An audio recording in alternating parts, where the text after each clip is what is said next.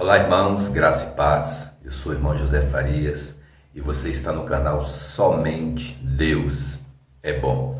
Antes de nós começarmos o vídeo, eu gostaria muito de pedir que você se inscrevesse no canal e ativasse o sino de notificação para que essa mensagem possa chegar a outras pessoas também, tá bom? Então vamos para a meditação da palavra de Deus. A meditação, muito bom, essa é a nossa conversa de hoje. Esse é o tema de hoje, meditação. Você costuma meditar na palavra de Deus ou você apenas lê a palavra de Deus?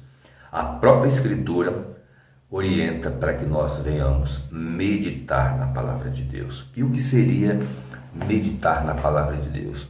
Imagina que você apenas leia a Bíblia. Você lê Gênesis capítulo 1, versículo 1, e ali está escrito: no princípio criou Deus os céus e a terra. Você, legal. No princípio criou Deus os céus e a terra. Legal, muito bom. Mas se você pega esse versículo e você medita nele, seria mais ou menos assim: no princípio criou Deus os céus e a terra. No princípio criou Deus os céus. Então Deus é antes do céu, porque Ele criou o céu. Você está meditando na palavra. Deus criou o céu. Peraí, você está meditando. Se Deus criou o céu, onde Deus morava antes de criar o céu? Porque a Bíblia diz que Deus está entronizado nos céus. Se Deus criou o céu, Ele é antes do céu. E onde Ele morava antes de criar o céu? Porque agora a Bíblia diz que Ele mora no céu. Aí você diz assim: tá vendo como a Bíblia é confusa? Como ela é contraditória? Mas se você for sincero, o Espírito Santo vai trazer para você uma nota no seu coração. Ele vai dizer assim: você, meu filho, você vive pela fé. Aí você fala: entendi. Romanos 1,17 diz que eu vivo pela fé, o justo vive pela fé. Hebreus 11:1 diz que a fé é a certeza de coisas que se espera e a convicção de um fato que eu não vejo. Eu vivo pela fé. Quer saber de uma coisa? Eu vou descansar no Senhor. Até mesmo porque Deuteronômio 29 diz: as coisas encobertas pertencem ao Senhor, porém as reveladas aos seus filhos. Quer saber? Eu vou descansar no Senhor, sabendo que Deus não mente. Deus está falando a verdade. E a Bíblia, embora eu não compreenda a sua totalidade, ela não tem contradição. Ela tem apenas aparentes contradições. Eu vou descansar no Senhor. Isso é meditar na palavra de Deus. E a própria palavra de Deus manda que nós venhamos meditar nela. Quero compartilhar com você o que está escrito em Josué, capítulo 1, versículo 8. É um texto muito conhecido que diz: não cesses de falar deste livro da lei, antes medita nele dia e noite, para que tenhas o cuidado de fazer segundo tudo quanto nele está escrito. Então farás prosperar o teu caminho e serás bem-sucedido.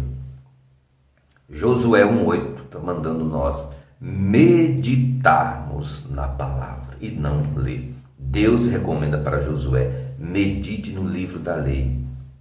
E olha que Josué era um homem atarefado. Você há de concordar comigo que ele era um homem de lutas, de batalhas. Se nós formos olhar humanamente, ele nem tinha tempo de meditar.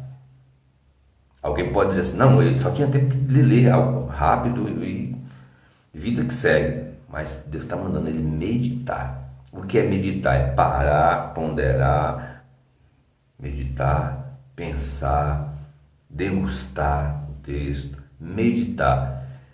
E a palavra de Deus está dizendo: quando você medita, você entende que ela é perfeita, você entende a necessidade de fazer tudo quanto nela está escrito, porque ela tem que ser vivida. E a consequência disso, o texto já está dizendo que nós faremos, não é Deus vai fazer, nós faremos prosperar o nosso caminho. Porque a palavra de Deus não é para ser lida, é para ser meditada, discernida, guardada, falada, crida, falada e praticada. Agora veja o que diz 1 Tessalonicenses, capítulo 5, versículo 17, que diz: orai sem cessar. O texto está dizendo, você deve meditar na palavra, para você ter o cuidado de guardar tudo quanto nele está escrito. E você vai prosperar o seu caminho. Mesmo meditando, mesmo guardando, ainda nós temos que orar. E por que Deus manda a gente orar? Se nós já meditamos, se já guardamos, já praticamos. Porque quando eu estou orando, quando você está orando, nós estamos dizendo para nós mesmos, nossos ouvidos estão ouvindo, e nós estamos mandando um recado aos céus: Senhor, eu confio no Senhor, eu declaro que a tua palavra é a verdade, como disse o Senhor Jesus em João 17:17. Eu meditei, eu entendi, o Espírito Santo trouxe revelação, eu guardei, eu confessei, eu pratiquei, e agora eu estou demonstrando a confiança no Senhor.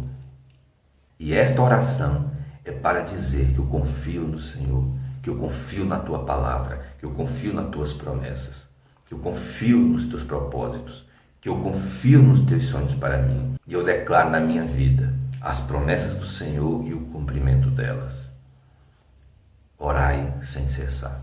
Então é importante nós entendermos isso, porque se nós não entendermos e não praticarmos essas coisas, nós seremos apenas pessoas religiosas. E o mundo está cheio de religião. O mundo está cheio de dogmas, de mandamentos de homens, de coisas humanas, de liturgias humanas. E o povo está cansado disso. Mas Deus está atento, Deus está olhando, Deus está vendo aquele que medita na sua palavra, guarda em seu coração, crê com o coração, confessa com a boca, ora sem cessar e pratica a sua palavra. Deus diz na sua palavra: eu honro os que me honram. É muito importante.